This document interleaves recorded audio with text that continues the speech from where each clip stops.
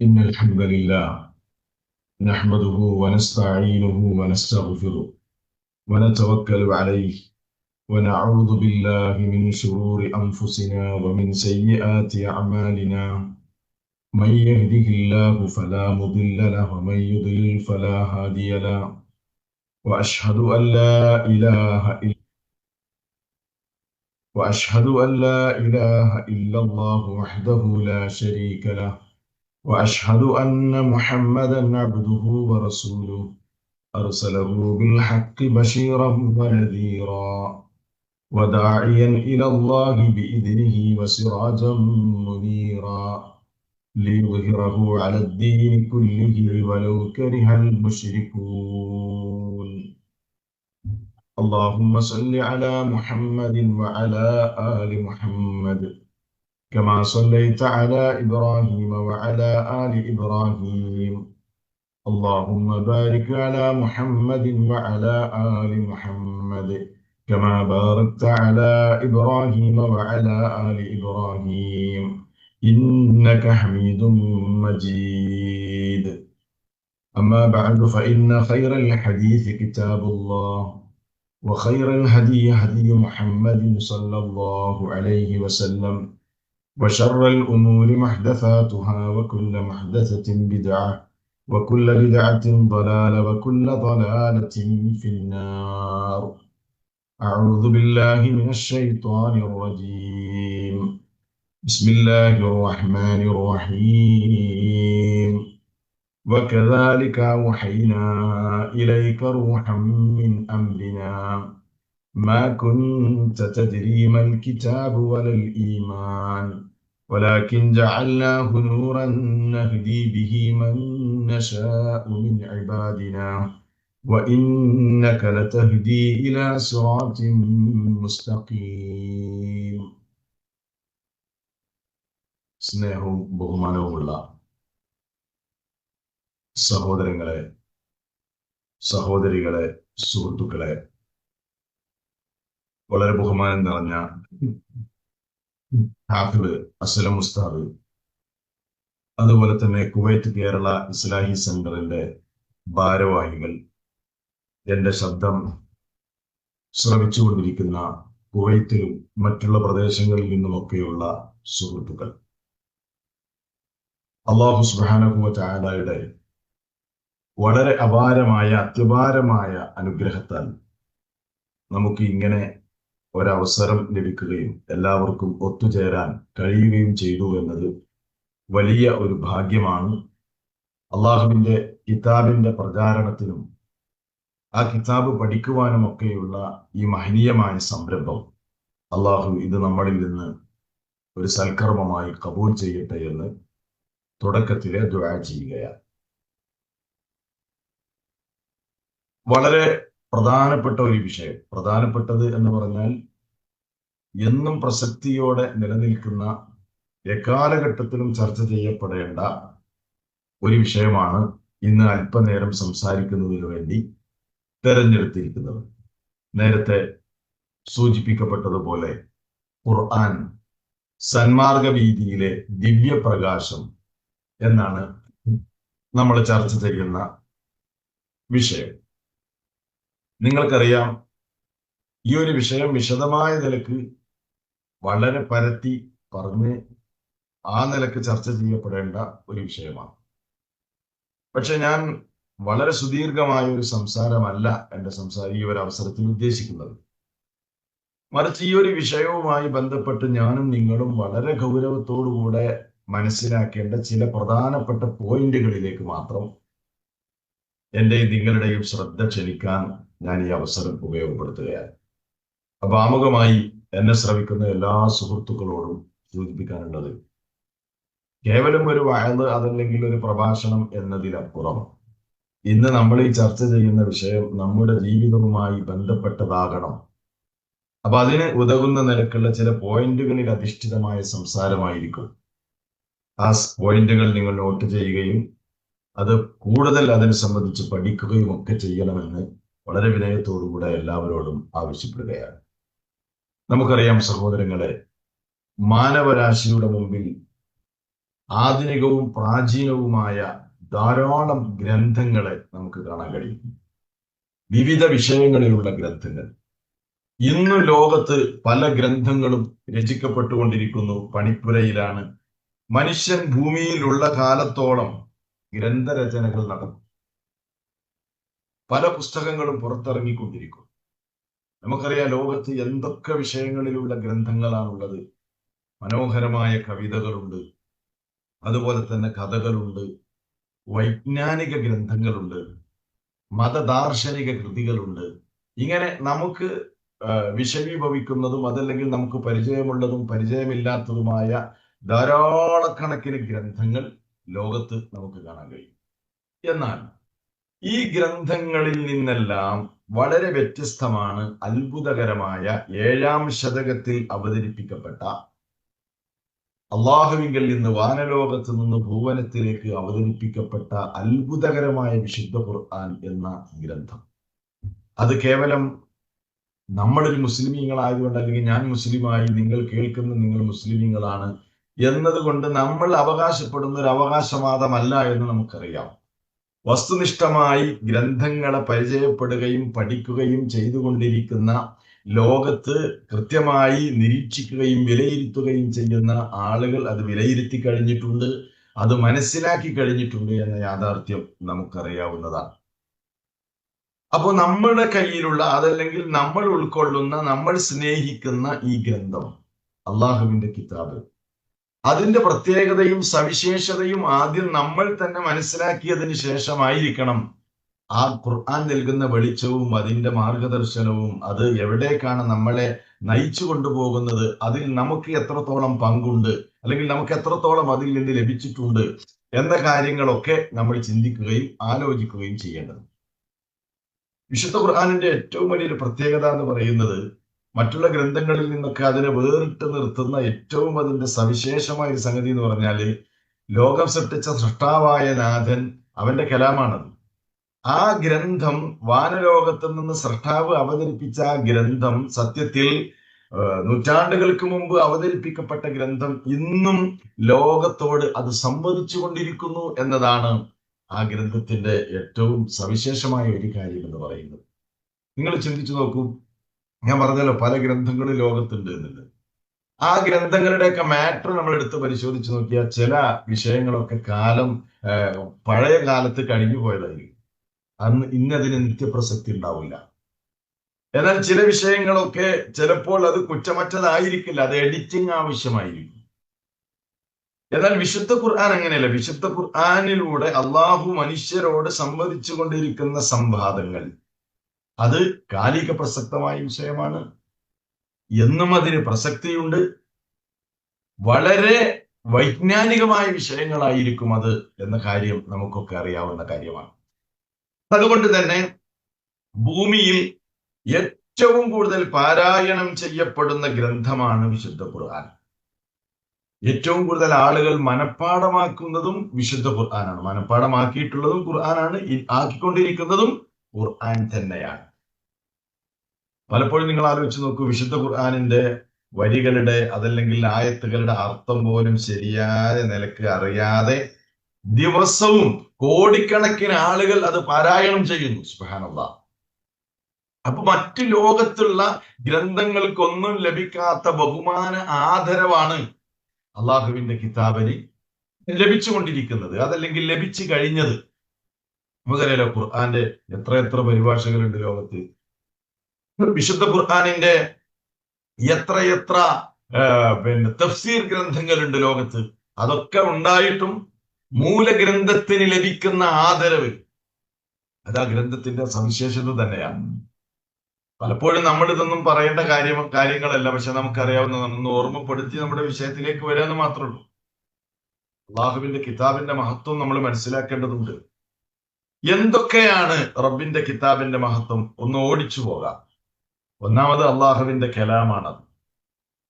രണ്ടാമത്തേത്, ഇന്നേ വരെ അവതരിപ്പിക്കപ്പെട്ട അതേ വിധത്തിൽ തന്നെ സംരക്ഷിക്കപ്പെട്ട, യാതൊരു നിലക്കും മാറ്റത്തിരുത്തലുകൾക്ക് വിധേയമാകാത്ത ഗ്രന്ഥമാണത്. മാത്രമല്ല, ഓരോ കാലത്തേക്കും ഉള്ള വിഷയങ്ങളായിരുന്നു മുൻകഴിഞ്ഞു പോയ ഗ്രന്ഥങ്ങളൊക്കെ എങ്കിൽ, അല്ലെങ്കിൽ മുൻകഴിഞ്ഞു പോയ മനുഷ്യർ രചിച്ചതും അല്ലാത്തതുമായ ഗ്രന്ഥങ്ങളെങ്കിൽ, വിശുദ്ധ ഖുർആനിനെ സംബന്ധിച്ചിടത്തോളം അത് ഒരു പ്രത്യേക കാലത്തേക്കോ ഒരു പ്രത്യേക ജനതക്കോ മാത്രമുള്ളതല്ല എന്നാണ് ഖുർആനിന്റെ മറ്റൊരു സവിശേഷത. അതോടൊപ്പം തന്നെ ആരാധനാപരമായ കാര്യങ്ങൾ മാത്രമല്ല ഖുർആനിലുള്ളത്, സർവ്വ വിഷയങ്ങളും അള്ളാഹുവിന്റെ കിതാബ് പ്രതിപാദിച്ചിരിക്കുന്നു എന്നതാണ്. അല്ലെ? കുടുംബപരമായ വിഷയങ്ങളുണ്ട്, സാമ്പത്തിക വിഷയങ്ങളുണ്ട്, സാമൂഹിക വിഷയങ്ങളുണ്ട്, രാഷ്ട്രീയ വിഷയങ്ങളുണ്ട്. മനുഷ്യന്റെ ജീവിതത്തിൽ എന്തൊക്കെ മേഖലകൾ, ഏതൊക്കെ മേഖലകളുമായി അവൻ ബന്ധപ്പെടുന്നുവോ അവിടെയൊക്കെ വിശുദ്ധ ഖുർആനിന്റെ മാർഗദർശനം നമുക്ക് കാണാൻ കഴിയും. അതോടൊപ്പം തന്നെ അത്ഭുതകരമായ ഒരു കാര്യം എന്ന് പറയുന്നത് ഖുർആനിന്റെ ഭാഷയും ശൈലിയുമാണ്. വശ്യമായ ശൈലിയാണ്, അല്ലെ? ആരെയും ആകർഷിപ്പിക്കുന്ന ശൈലിയാണത്. മാത്രമല്ല, മനഃപ്പാഠമാക്കാൻ എളുപ്പമാണ് ആ ഗ്രന്ഥം. ലോകത്ത് പല ഗ്രന്ഥങ്ങളുടെ ഒരു സെന്റൻസ് പോലും മനഃപ്പാടാക്കാൻ വലിയ പ്രയാസമായിരിക്കും പലപ്പോഴും. പക്ഷെ ഖുർആൻ നിങ്ങൾ നോക്കുക, അത് ഹിഫ്ളാക്കാൻ വളരെ എളുപ്പമാകുന്നു എന്നതാണ്. ഇങ്ങനെ പറയുകയാണെങ്കിൽ നീതിയും നന്മയും ലോകത്തിന്റെ മുമ്പിൽ അവതരിപ്പിക്കുന്ന, വായനക്ക് പോലും പ്രതിഫലം വാഗ്ദാനം ചെയ്യപ്പെട്ട മഹത്വരമായ ഗ്രന്ഥം, ഇങ്ങനെയുള്ള ഒരു ഗ്രന്ഥം, ആ ഗ്രന്ഥമാണ് നമ്മുടെ കയ്യിലുള്ളത്. ആ ഗ്രന്ഥം ഏറ്റവും ഉന്നതമായ മാർഗദർശനമാണ് ലോകത്തിന് കാണിച്ചു കൊടുക്കുന്നത്.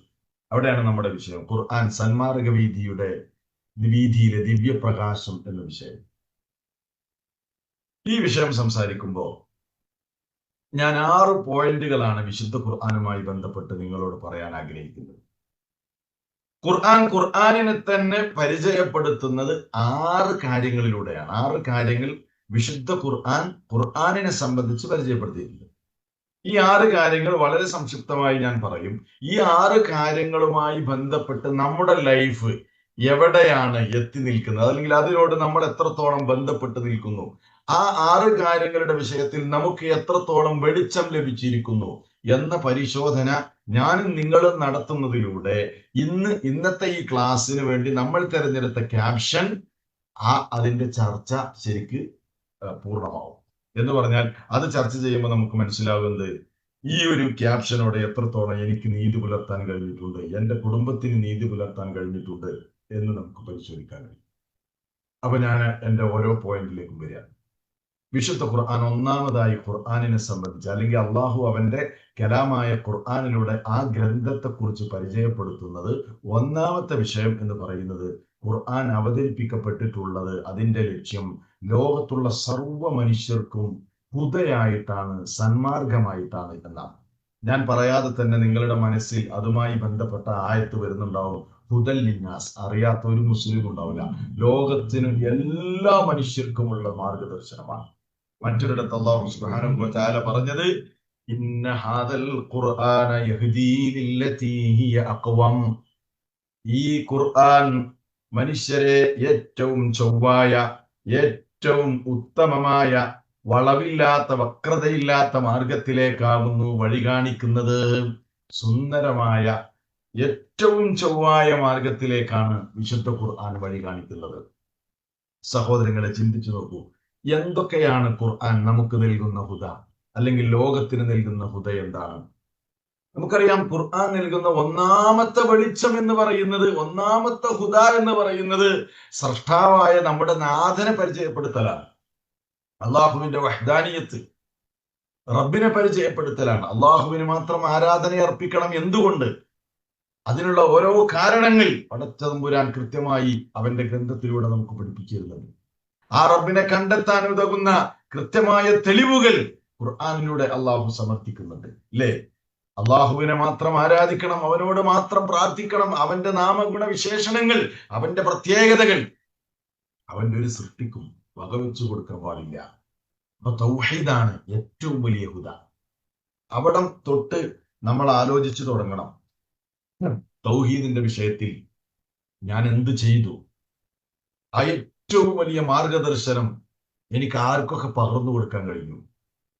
ശരിയായ നിലക്ക് എനിക്ക് ഉൾക്കൊള്ളാൻ സാധിച്ചിട്ടുണ്ടോ? അള്ളാഹിനെ കുറിച്ച് ഞാൻ എങ്ങനെയാണ് മനസ്സിലാക്കിയത്? എൻ്റെ അറിവ് റബ്ബിനെ കുറിച്ച് എത്രത്തോളം ഉണ്ട്? നമ്മൾ ഓരോരുത്തരും പരിശോധിക്കണം. എൻ്റെ കുടുംബവുമായി ബന്ധപ്പെട്ട്, എൻ്റെ കുടുംബ ബന്ധവുമായി ബന്ധപ്പെട്ട് എത്ര ആളുകൾക്ക് തൗഹീദിന്റെ മാധുര്യം നുകരാൻ കഴിഞ്ഞിട്ടുണ്ട്. അപ്പോഴാണല്ലോ നമ്മുടെ വിഷയത്തോട് നമ്മൾ നീതി പുലർത്തുക, അല്ലെ? സന്മാർഗ വീതിയിലെ ദിവ്യപ്രകാശം എന്ന് പറയുമ്പോൾ ആ ദിവ്യപ്രകാശം അതല്ലെങ്കിൽ ആ സന്മാർഗത്തിന്റെ പ്രസരണം എവിടേക്കൊക്കെ എത്തിയിട്ടുണ്ട് എന്ന് നമ്മൾ പരിശോധിക്കേണ്ടതുണ്ട്. ആ തൗഹീദ് മുതൽ നമ്മൾ ഓരോന്ന് പരിശോധിച്ചാൽ ഖുർആൻ നൽകുന്ന ഹുദ, അല്ലെ? നമ്മുടെ ബുദ്ധിയെ വിശുദ്ധ ഖുർആൻ എന്ത് ചെയ്യുന്നുണ്ട്? പ്രകാശിപ്പിക്കുന്നുണ്ട്. നമ്മുടെ ബുദ്ധിക്ക് ഉൾക്കാഴ്ച നൽകുന്നുണ്ട്. എന്തിന്? ഈ പ്രാപഞ്ചികമായ പല അത്ഭുതങ്ങളെ കുറിച്ചും ചിന്തിക്കാൻ വിശുദ്ധ ഖുർആൻ നമ്മെ ക്ഷണിക്കുന്നുണ്ട്.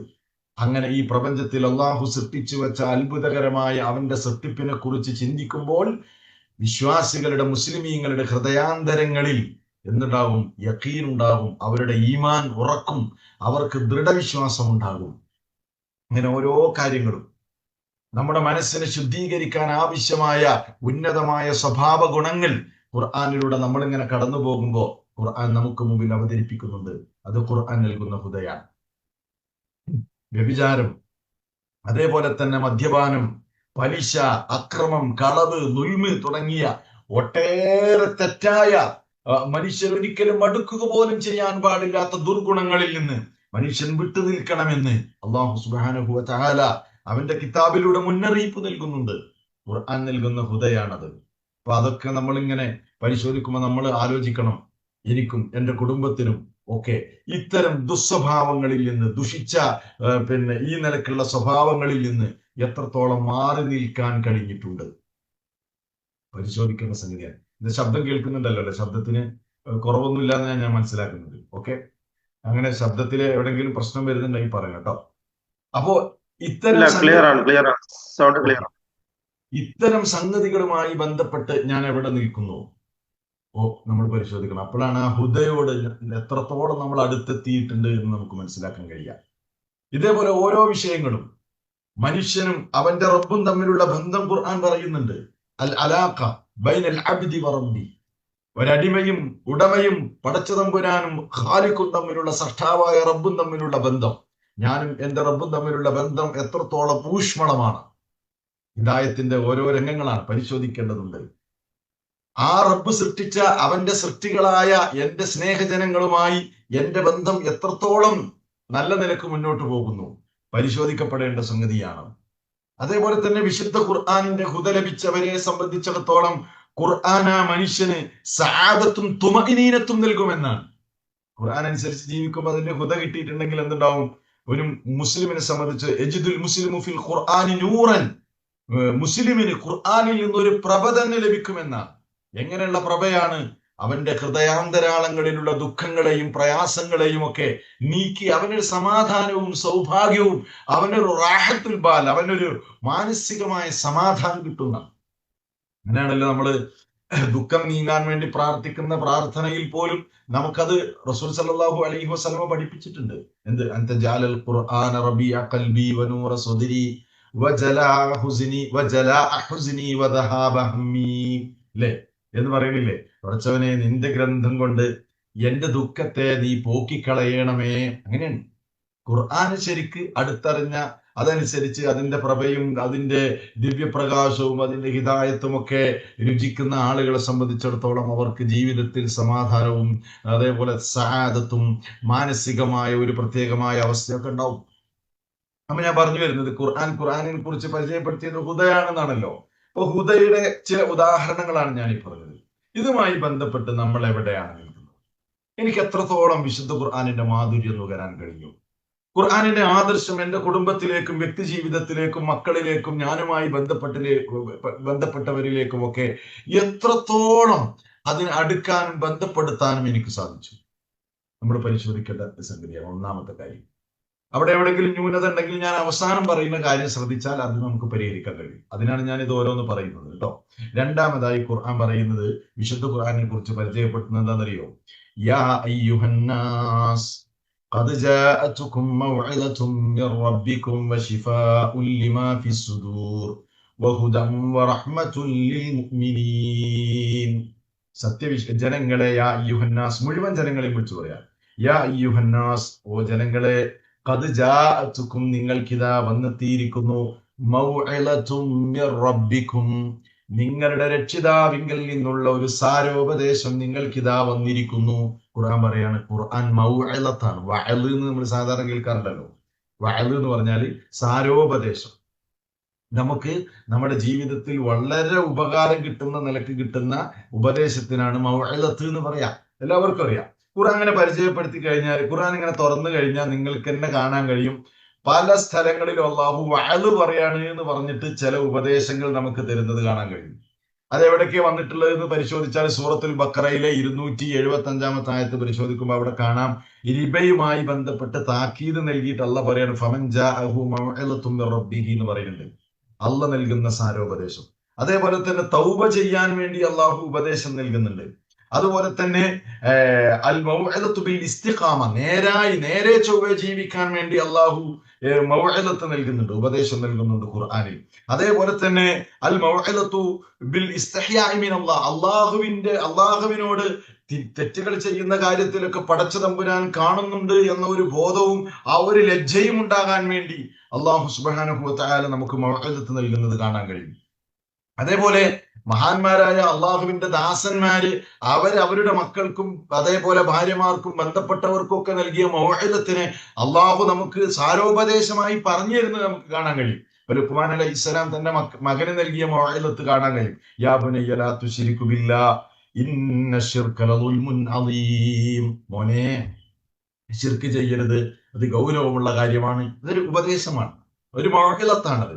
അതേപോലെ തന്നെ മോനെ അഖിമിസ്സലാ, നിസ്കാരം നിർവഹിക്കണം, വഅ്മുർ ബിൽ മഅറൂഫ്, നന്മ കൽപ്പിക്കണം, വൻഹ അനിൽ മുൻകർ, തെറ്റായ കാര്യങ്ങളെ വിരോധിക്കണം എന്നൊക്കെ പറഞ്ഞുകൊണ്ടുള്ള ഉപദേശങ്ങൾ. ഇങ്ങനെയൊക്കെയുള്ള ഉപദേശങ്ങൾ ഞാൻ നിങ്ങൾ പരിശോധിക്കുക. ഇത്തരം അള്ളാഹു ഗൗരവമായി നമുക്ക് നൽകുന്ന ഖുർആൻ മൊത്തത്തിൽ അള്ളാഹുവിന്റെ സാരോപദേശമാണ്. ആ സാരോപദേശത്തിൽ നിന്ന് തന്നെ അള്ളാഹു ചില ആയത്തുകളിലൂടെ വളരെ ഗൗരവമായ ഉപദേശമായി നമുക്ക് നൽകുന്ന പല വിഷയങ്ങളുണ്ട്. അത്തരം വിഷയങ്ങളൊക്കെ നമ്മൾ ഇങ്ങനെ എടുത്ത് പരിശോധിക്കുമ്പോൾ അതിനോടൊക്കെ നമ്മുടെ ആറ്റിറ്റ്യൂഡ് എങ്ങനെയാണ്, എത്രത്തോളം അതൊക്കെ ശിരസാവഹിക്കാൻ നമുക്ക് കഴിഞ്ഞിട്ടുണ്ട്, നമ്മളിങ്ങനെ സ്വന്തമായി ഇങ്ങനെ ചിന്തിക്കുമ്പോൾ അള്ളാഹുവിന്റെ കിതാബുമായി ബന്ധപ്പെട്ട് നമ്മുടെ ബന്ധം നമുക്ക് ഇങ്ങനെ ബോധ്യമായി കൊണ്ടിരിക്കും. അപ്പൊ രണ്ടാമത്തെ കാര്യം ഞാൻ പറഞ്ഞത് ഖുർആൻ എന്താണ്, മൗഇളത്താണെന്ന് പറഞ്ഞു. നിങ്ങൾ നോട്ട് ചെയ്യണം. ഒന്നാമത് ഹുദയാണ്, രണ്ടാമത്തത് മൗഇളത്താണ് എന്ന് പറഞ്ഞു. മൂന്നാമതായി ഖുർആനെ സംബന്ധിച്ച് പരിചയപ്പെടുത്തുന്നത് അതേ ആയത്തിൽ തന്നെ കാണാം. സൂറത്ത് യൂനുസിൽ 57-ാമത്തെ ആയത്താണ് ഞാൻ ഓതിയത്. അതേ ആയത്തിൽ തന്നെ കാണാം, വശിഫാഉൻ ലിമാ ഫിസ്സുദൂർ, അത് ഹൃദയങ്ങൾക്കുള്ള ശമനമാകുന്നു, ശിഫയാകുന്നു. അപ്പൊ നമ്മുടെ ഹൃദയങ്ങൾക്കുള്ള ശിഫയാണ് അത്രേ ഖുർആൻ. അപ്പൊ അങ്ങനെയാണ് അള്ളാഹു ഖുർആനെ പരിചയപ്പെടുത്തിയെങ്കിൽ ആ ശിഫ നമുക്ക് കിട്ടണ്ടേ? അപ്പൊ നമ്മൾ പരിശോധിക്കണം, എനിക്ക് ആ ശിഫ കിട്ടിയിട്ടുണ്ടോ, എന്റെ ഹൃദയത്തിന് അത് ശിഫയായിട്ടുണ്ടോ ഖുർആൻ? ഏതൊക്കെ വിഷയങ്ങളിലാണ് ഖുർആൻ ശിഫയാകുക? ഒന്ന്, ഖുർആൻ ശാരീരികമായ രോഗങ്ങൾക്ക് ശമനമാണ്, നമുക്കറിയാവുന്ന കാര്യമാണ്, വിശദീകരിക്കേണ്ടതില്ല. രണ്ടാമത്തേത് അത് എന്താണ്, ഹൃദയങ്ങൾക്ക് ഇലാജാണ്. എന്തിന്? അംറാദുൽ ഖുലൂബ്, ഹൃദയങ്ങളിൽ ഉണ്ടാകുന്ന രോഗങ്ങൾക്കും അത് ശമനമാണ്. ഹൃദയങ്ങളിൽ എന്തൊക്കെ രോഗങ്ങൾ ഉണ്ടാവുക, അവിടെ നമ്മൾ പരിശോധിക്കേണ്ടത്. എന്തൊക്കെ? ഹമ്മ്, അല്ലെ? ഹൃദയത്തിൽ ഉണ്ടാകുന്ന ഒരു രോഗമാണ് ഹമ്മ് എന്ന് പറഞ്ഞാൽ ദുഃഖം. അതേപോലെ തന്നെ ഗമ്മ്, അതും ഒരു തരത്തിലുള്ള ദുഃഖമാണ്. അതേപോലെ തന്നെ ദുഃഖത്തിന് ടെൻഷന് നമ്മൾ പറയുന്ന മറ്റൊരു പദമാണ് ഹുസ്ന്. ഹുസ്ന് എന്ന് പറയും. ഏകദേശം ഇതൊക്കെ ഒരേ അർത്ഥത്തിലാണ്, പക്ഷെ പണ്ഡിതന്മാര് അതിന്റെ ചില വ്യത്യാസങ്ങളൊക്കെ പറയുന്നത് കാണാം, ചില വിശദീകരണങ്ങളൊക്കെ. അൽ ഹുസ്ൻ എന്ന് പറഞ്ഞു കഴിഞ്ഞാൽ യതഅല്ലഖു ബിൽ മാളി എന്നാണ്. കഴിഞ്ഞ കാലത്ത് സംഭവിച്ചു പോയ സംഗതികളുമായി ബന്ധപ്പെട്ട് മനുഷ്യനുണ്ടാകുന്ന ടെൻഷനാണ് അത്രേ അൽ ഹുസ്ൻ എന്ന് പറയുന്നത്. എന്നാൽ അൽ ഹമ്മ് എന്ന് പറയുന്നത് യതഅല്ലഖു ബിൽ മുസ്തഖ്ബൽ, ഭാവിയെ കുറിച്ച് ചിന്തിച്ചുകൊണ്ടുള്ള ആശങ്കകളും പ്രയാസങ്ങളും മാനസികമായ ടെൻഷൻ, ഇതിനാണ് അൽ ഹമ്മ് എന്ന് പറയാനാണ് ചില പണ്ഡിതന്മാരൊക്കെ പറഞ്ഞിട്ടുള്ളത്. അതേപോലെ അൽ ഗമ്മ് എന്ന് പറയും. ഗമ്മ് എന്ന് പറയാ യതഅല്ലഖു ബിൽ ഹാദിർ, ഇപ്പോ നമ്മൾ ജീവിച്ചുകൊണ്ടിരിക്കുന്ന പ്രസന്റ് ടൈമിൽ നമ്മൾ അനുഭവിച്ചുകൊണ്ടിരിക്കുന്ന ബുദ്ധിമുട്ടുകൾ, പ്രയാസങ്ങൾ, അതാണ് അത്രേ അഷദ്ദു ഹുസ്ൻ. ഏറ്റവും ദുഃഖങ്ങളിൽ ഏറ്റവും സ്ട്രോങ് ആയിട്ടുള്ളത് നിലവിൽ മനുഷ്യൻ അനുഭവിക്കുന്നതാണ് എന്ന് പറഞ്ഞു കാണാം. അപ്പൊ ഇങ്ങനെയുള്ള കാര്യങ്ങൾക്കൊക്കെ എന്താണ്, ഖുർആൻ നമുക്ക് ശമനമാണ്. അതേപോലെ മാനസികമായ ഒരു ഇടുക്കം, അതേപോലെ ശക്ക്, സംശയം ഉണ്ടാവുക, നിഫാക്ക്, ഇത് ഹൃദയത്തിൽ ഉണ്ടാകുന്ന രോഗമാണ്. കുഫർ, അത് ഏറ്റവും വലിയൊരു രോഗമാണ്. ഷിർക്ക്, അത് മറ്റൊരു രോഗമാണ്. ഇങ്ങനെ എല്ലാ നിലക്കുള്ള രോഗങ്ങളും, എങ്ങനത്തെ, ചുരുക്കി പറഞ്ഞാൽ ശുബ്ഹാത്തുകള്, സംശയങ്ങള്, അതേപോലെ ഷഹവാത്തുകള്, ദേഹേച്ഛകൾ, ഇങ്ങനെയൊക്കെയുള്ള എല്ലാ രോഗങ്ങൾക്കുമുള്ള ശമനമാകുന്നു അള്ളാഹുവിന്റെ കിതാബ്. അപ്പൊ നമ്മളിങ്ങനെ സ്വന്തം നമ്മളെ കുറിച്ച് ഇങ്ങനെ പരിശോധിക്കുക. എത്രത്തോളം എനിക്ക് ഖുർആൻ എന്റെ ഹൃദയത്തിന് ശിഫയായിട്ടുണ്ട്. ഈ പറഞ്ഞ രോഗങ്ങളിൽ നിന്നൊക്കെ എത്രത്തോളം എന്റെ മനസ്സിനെ ശുദ്ധീകരിക്കാനും ആ രോഗങ്ങളിൽ നിന്ന് എന്റെ മനസ്സിന് ആരോഗ്യം ലഭിക്കാനും ഈ ഗ്രന്ഥം എനിക്ക് ഉപകാരപ്പെട്ടിട്ടുണ്ട്. അസൂയയും കുശുമ്പും താൻപോരിമയും അതേപോലെ തന്നെ വെറുപ്പും പകയും ഒക്കെ നമ്മുടെ മനസ്സിലുണ്ടോ? നമ്മൾ പരിശോധിക്കാം. നമ്മളൊക്കെ ഈ ഗ്രന്ഥം കൊണ്ടുനടക്കുന്ന ആളുകളല്ലേ, ഇതിന്റെ പ്രബോധകരാണ് അല്ലെ? ഇപ്പൊ നമ്മൾ മാത്രമാണ് ഇത് കേൾക്കുന്നത്. അപ്പൊ ഞാൻ എന്നോട് ചോദിക്കണം, നിങ്ങൾ നിങ്ങളോട് ചോദിക്കണം, എത്രത്തോളം ഈ വിഷയങ്ങളിലൊക്കെ എനിക്ക് ഈ ഗ്രന്ഥം കൊണ്ട് മാറ്റം സംഭവിച്ചിട്ടുണ്ട്. ഇത് വിലയിരുത്താതെ നമ്മൾ എന്ത് ക്ലാസ് സംഘടിപ്പിച്ചിട്ടും കാര്യമില്ല. ഇത് നമുക്ക് ഇതുകൊണ്ട് മാറ്റം ഉണ്ടാകണം. അതിനുവേണ്ടി ഞാൻ പറയുന്നത്. അപ്പൊ ഞാൻ 3 പോയിന്റ് പറഞ്ഞു. 1, ഖുർആൻ ഹുദയാണെന്ന് പറഞ്ഞു. 2, ഖുർആൻ മൗഇളത്താണെന്ന് പറഞ്ഞു. 3, ഖുർആൻ ശിഫാഉൽ ലിമാ ഫി സുദൂര, ശിഫയാണ് എന്ന് പറഞ്ഞു. ഇനി 4ാമത് ഖുർആൻ പറയാണ്, ഖുർആൻ എന്താണ്? വറഹ്മത്തുൽ ലിൽ മുഅ്മിനീൻ, മുഅ്മിനീങ്ങൾക്ക് അത് റഹ്മത്താകുന്നു. സത്യവിശ്വാസികൾക്ക് ഖുർആൻ റഹ്മത്താണ് എന്നാണ് അള്ളാഹ് പറയുന്നത്. അതെങ്ങനെ റഹ്മത്താവുക? ഖുർആനിന്റെ അവതരണം തന്നെ റഹ്മത്താണ് അല്ലേ? മുഹമ്മദ് നബി സല്ലല്ലാഹു അലൈഹി വസല്ലമയുടെ നിയോഗം തന്നെ റഹ്മത്താണ്. കാരണം എന്താ? നമ്മളെ ഇരുട്ടിൽ നിന്ന് പ്രകാശത്തിലേക്ക് നയിക്കാൻ വേണ്ടിയാണ് അള്ളാഹു ഈ ഗ്രന്ഥം അവതരിപ്പിച്ചിട്ടുള്ളത്. അപ്പൊ ടോട്ടലി പറയുകയാണെങ്കിൽ ഖുർആന്റെ അവതരണം തന്നെ എന്താണ്? നമുക്ക് അള്ളാഹു നൽകിയ ഏറ്റവും വലിയ റഹ്മത്താണ്. ഇനി ഡീറ്റെയിൽ ആയിട്ട് ചിന്തിച്ചാലോ, ഖുർആൻ എങ്ങനെയാണ് നമുക്ക് റഹ്മത്താകുന്നത്? ഓരോന്ന് ഡീറ്റെയിൽ ആയിട്ട് ചിന്തിച്ചാൽ നമുക്ക് മനസ്സിലാക്കാൻ കഴിയും. ഖുർആൻ നോക്കൂ നിങ്ങൾ. ഖുർആനിൽ മുൻകഴിഞ്ഞ സമുദായങ്ങളെ അപേക്ഷിച്ച് അള്ളാഹു സുബ്ഹാനഹു വ തആല നമുക്ക് അവന്റെ ശരീഅത്തിന്റെ പല ഹുക്കുമുകളുണ്ട്. ആ പല അഹ്കാമുകളിലും നമുക്ക് തഖ്ഫീഫ്, ലഘൂകരണം നൽകിയിട്ടുണ്ട്. അത് ഈ ഗ്രന്ഥത്തിലൂടെയാണ് നൽകിയത്. ഉദാഹരണം, രോഗിയാണെങ്കിൽ ആ രോഗിക്ക് നമസ്കാരത്തിൽ വിട്ടുവീഴ്ചകളുണ്ട്. അതേപോലെ തന്നെ യാത്രക്കാരനാണെങ്കിൽ നമസ്കാരത്തിൽ വിട്ടുവീഴ്ചയുണ്ട്. യാത്രക്കാരനാണെങ്കിൽ നോമ്പിൽ വിട്ടുവീഴ്ചയുണ്ട്. ഇങ്ങനെ ഒരുപാട് ഇളവുകൾ മുൻ സമുദായങ്ങളെ അപേക്ഷിച്ച് അള്ളാഹു നമുക്ക് മാത്രമായി നൽകിയിട്ടുണ്ട്. അത് ഈ ഗ്രന്ഥത്തിലൂടെയാണ് ആ അഹ്കാമുകളെല്ലാം അള്ളാഹു അവതരിപ്പിച്ചത്. അതേപോലെ തന്നെ മുമ്പൊക്കെ തൗബ ചെയ്യണമെങ്കിൽ നമ്മൾ ഇന്ന് തൗബ ചെയ്യുന്നത് പോലെ ഒന്നും തൗബ ചെയ്യാൻ പറ്റൂലായിരുന്നു. മുമ്പത്തെ സമുദായങ്ങൾക്ക് തൗബ ചെയ്യാന്ന് പറഞ്ഞാൽ വളരെ കടമ്പയുള്ള ഒരു സംഗതിയായിരുന്നു. എന്നാൽ അതിലൊക്കെ നമുക്ക് തഖ്ഫീഫ് ഉണ്ടായി. ഖുർആൻ നമ്മൾ ക്ഷണിക്കുന്നു. എന്താ ക്ഷണിക്കുന്നത്? തെറ്റുകാരെ, തെറ്റ് സംഭവിച്ചവരെ, അബദ്ധം സംഭവിച്ചവരെ, നിരാശ വേണ്ട, നിങ്ങൾ അള്ളാഹുവിലേക്ക് ഖേദിച്ചു മടങ്ങൂ. പടച്ചുറപ്പ് അങ്ങേയറ്റം കാരുണ്യവാനാണ്, അവൻ നിങ്ങൾക്ക് പുറത്തു തരും. ഇങ്ങനെ ഓരോ നിയമങ്ങളും ഖുർആനിലൂടെ നമുക്ക് അള്ളാഹു അവന്റെ റഹ്മത്തിനെ കുറിച്ച് പരിചയപ്പെടുത്തുന്നത് കാണാം. ഈ പ്രപഞ്ചം നിങ്ങൾക്ക് കീഴ്പ്പെടുത്തി തന്നു, അള്ളാഹുവിന്റെ റഹ്മത്താണ്. രാവും പകലും നിങ്ങൾക്ക് സൃഷ്ടിച്ചു തന്നു, അത് അള്ളാഹുവിന്റെ റഹ്മത്താണ്. അതേപോലെ ഭൂമിയെ കീഴ്പ്പെടുത്തി തന്നു, അള്ളാഹുവിന്റെ റഹ്മത്താണ്. വാനലോകത്ത് നിന്ന് ഭൂവനത്തിലേക്ക് മഴ വർഷിപ്പിച്ചു തന്നു, അത് അള്ളാഹുവിന്റെ റഹ്മത്താണ്. ഇങ്ങനെ റബ്ബ് നമുക്ക് ചെയ്തു തന്ന റഹ്മത്തുകൾ ഓരോന്ന് എണ്ണി എണ്ണി അള്ളാഹുവിന്റെ കിതാബിലൂടെ നമുക്ക് റബ്ബ് പഠിപ്പിച്ചു തന്നിരിക്കുകയാണ്. സുബ്ഹാനല്ലാഹ്, ഡീപ്പായിട്ട് ചിന്തിക്കേണ്ട ഓരോ കാര്യങ്ങളാണ്. അപ്പൊ ഞാൻ പറഞ്ഞത് 4ാമത്തത് എന്താണ്? ഖുർആൻ റഹ്മത്താണ് എന്നാണ്. 5ാമത് ഖുർആനെ കുറിച്ച് പരിചയപ്പെടുത്തിയത് എന്താണെന്ന് അറിയാം. അതാണ് ഞാൻ ആമുഖമായി ഓതി വെച്ച വചനം. ആ വചനം സൂറത്ത് സുഖ്റുഫിലെ 53ാമത്തെ വചനമാണ്. അവിടെ അള്ളാഹ് പറയാണ്, വകദാലിക ഔഹൈനാ ഇലൈക റൂഹം മിൻ അംരിനാ, അപ്രകാരം നബിയെ ഞാൻ നിങ്ങൾക്ക് ദിവ്യബോധനമായി നൽകിയിരിക്കുന്നു. എന്ത്? റൂഹൻ മിൻ അംരിന, നമ്മുടെ കൽപ്പനയിൽ നിന്നുള്ള റൂഹിനെയാണ് നിങ്ങൾക്ക് വഹയായി നൽകിയത്. എന്താ റൂഹ്? റൂഹ് അറിയാത്ത ആരെങ്കിലും ഉണ്ടാവും? റൂഹ് എന്ന് പറഞ്ഞാല് ആത്മാവ് എന്നല്ലേ അതിന്റെ അർത്ഥം. അപ്പൊ ഖുർആനെ കുറിച്ച് അള്ളാഹ് പരിചയപ്പെടുത്തുന്നത് ഖുർആൻ റൂഹാണ് എന്നാണ്. എന്ന് പറഞ്ഞാൽ അത് റൂഹ് ഒരു ജഡത്തിൽ പ്രവേശിക്കുമ്പോഴാണല്ലോ അതിന് ജീവനുള്ളതായി, അത് ശരിക്ക് ജീവസുറ്റതായി മാറുന്നത്. ഇതേപോലെ വിശുദ്ധ ഖുർആൻ അത് നമ്മളിൽ പ്രവേശിക്കുമ്പോഴാണ്, അതായത് പണ്ഡിതന്മാർ ഇതിന് വിശദീകരണം നൽകിയത് കാണാം. സുമ്മിയ ബിർ റൂഹ്, റൂഹ് എന്നതിന് പേര് വെക്കാൻ അങ്ങനെ പറയാൻ കാരണം അന്നഹു തഹിയ ബിഹിൽ ഖുലൂബ്, മനുഷ്യന്റെ ഹൃദയത്തിന് അതിന് ജീവൻ നൽകാൻ കഴിയും ഖുർആൻ. നമുക്കൊരു നവോന്മേഷം ഉണ്ടാകും. ഖുർആൻ പഠിതാക്കൾ, ഖുർആൻ മനഃപ്പാഠമാക്കുന്നവർ, ഖുർആനുമായി ബന്ധപ്പെടുന്നവർ, ഖുർആന്റെ പ്രചാരകർ, ഖുർആൻ ജീവിതത്തിൽ പകർത്തി ജീവിക്കുന്നവർ, അവിടെയൊക്കെ എന്തുണ്ട്? ശരിക്ക് അവർക്ക് ഒരു ഒരു ഒരു ഒരു ജീവൻ കിട്ടും കേട്ടോ. സൂറത്തു ശൂറയിലെ ആയത്താണ് എന്ത്? വകദാലിക ഔഹൈനാ ഇലൈക റൂഹൻ മിൻ അംരിനാ. അപ്പൊ റൂഹ് എന്നാണ് ഖുർആനെ കുറിച്ച് ഖുർആൻ പരിചയപ്പെടുത്തിയത്.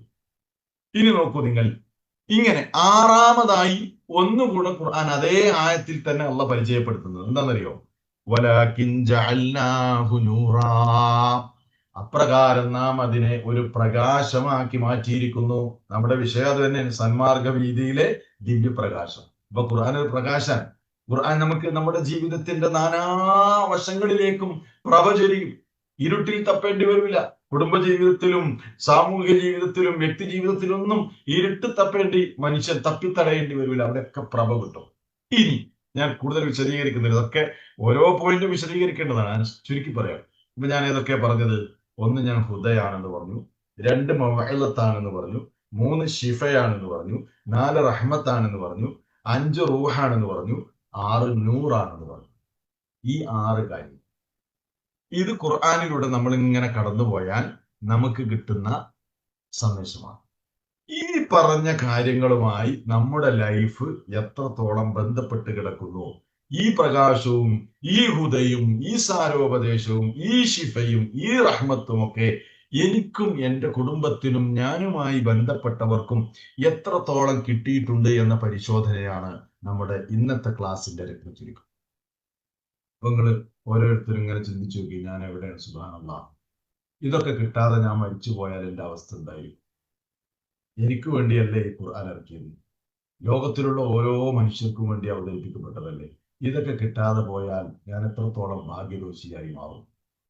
നമ്മളിങ്ങനെ നമ്മളെ കുറിച്ച് പരിശോധിക്കണം. അപ്പൊ അതിലെവിടെങ്കിലും വീഴ്ച ഉണ്ടെങ്കിൽ നമ്മൾ എങ്ങനെയാണ് അത് പരിഹരിക്കേണ്ടത്? അത് പറഞ്ഞാൽ ഞാൻ അവസാനിക്കും. അതെങ്ങനെയാ പരിഹരിക്കേണ്ടത്? അതിന് നമ്മൾ ഈ ഗ്രന്ഥത്തോടുള്ള നമ്മുടെ ബാധ്യത നിർവഹിക്കണം. എന്തൊക്കെ ബാധ്യതയാണ് നമ്മൾ നിർവഹിക്കേണ്ടത്? ഒന്ന്, ഖുർആൻ നമ്മൾ പാരായണം ചെയ്യണം, സംശയമല്ല.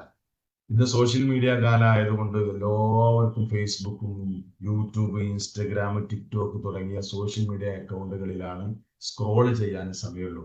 അള്ളാഹുവിന്റെ കിതാബ് പലപ്പോഴും വായിക്കാൻ പലർക്കും സമയം കിട്ടുന്നില്ല. അത് നമ്മുടെ ജീവിതത്തിൽ വരുന്ന വലിയ ഒരു വീഴ്ചയാണ്. മനസ്സിലായോ? അതുകൊണ്ട് ഖുർആൻ ഒന്നാമത്തെ ബാധ്യത അത് പാരായണം ചെയ്യുക എന്നുള്ളതാണ്. അത് പാരായണം ചെയ്യേണ്ടത് എങ്ങനെയാണ്? ഹഖ്ഖ തിലാവത്തിഹി, പാരായണം ചെയ്യേണ്ട മുറപ്രകാരം പാരായണം ചെയ്യണം. അവിടെയാണ് നമ്മുടെ തജ്വീദ് ക്ലാസും അത്തൈസീറും ഹാഫിദ് അസ്ലം ഉസ്താദിന്റെ സംരംഭങ്ങളൊക്കെ ബന്ധപ്പെട്ട് കിടക്കുന്നത്.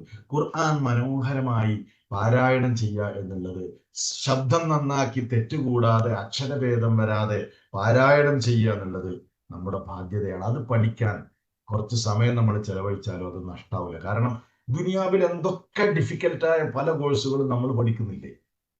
യാതൊരു പ്രശ്നമല്ല. ഒരു പുതിയ ഫോൺ ഇറങ്ങിയാൽ അതിന്റെ അതെങ്ങനെയാണ് ഉപയോഗിക്കേണ്ടത് നമുക്കാരും പഠിപ്പിച്ചു തരുന്നത്. നമ്മൾ എത്ര വേഗമാണ് അത് പഠിക്കുന്നത്? അല്ലെങ്കിൽ പുതിയ ഒരു കോഴ്സ് പഠിക്കാൻ നമ്മൾ, അല്ലെങ്കിൽ ടെക്നോളജിയുമായി ബന്ധപ്പെട്ട ഒരു കാര്യം അപ്ഡേറ്റ് ചെയ്യാൻ കുറഞ്ഞ സമയം നമുക്ക് മതി. പക്ഷെ അത്രയും പ്രയാസം റബ്ബിന്റെ കിതാബ് ശരിക്കൊന്ന് വായിക്കാൻ ഇല്ല എന്നതാണ് വസ്തുത. അപ്പൊ നമ്മൾ അതിന് സമയം കണ്ടിട്ടില്ലെങ്കിൽ നമ്മൾ ആ വിഷയത്തിൽ വീഴ്ചക്കാര് തന്നെയാണ്. അപ്പൊ നല്ല നിലക്ക് അത് പാരായണം ചെയ്യാം. അത് മാത്രം പോരാ, പാരായണം ചെയ്യുന്നതോടൊപ്പം വിശുദ്ധ ഖുർആൻ ഹിഫ്ളാക്കണം. ഹിഫ്ളാക്കൽ വലിയ മഹത്വമുള്ള കാര്യമാണ്. നമുക്ക് എത്രയാണോ ഹിഫ്ളാക്കാൻ കഴിയുന്നത് അത്ര നമ്മൾ ഹിഫ്ളാക്കണം. മഹാനായ റസൂൽ സല്ലല്ലാഹു അലൈഹി വസല്ലം പറഞ്ഞ ഹദീസാണ് എനിക്ക് ഈ സന്ദർഭത്തിൽ ഓർമ്മ വരുന്നത്. യുഖാലു ലിസാഹിബിൽ ഖുർആൻ, ഖുർആന്റെ അനുയായിയോട്, ഖുർആന്റെ ആളോട് പരലോകത്ത് പറയും, ഇഖ്റഅ് വർത്തഖി, ഖുർആനും അത്, എന്നിട്ട് കയറ്. എവിടേക്ക് കയറ്? ഇലാ ദറജാത്തിൽ ജന്ന, സ്വർഗത്തിന്റെ ഉന്നത പദവികളിലേക്ക് നിനക്ക് കയറിപ്പോകാം.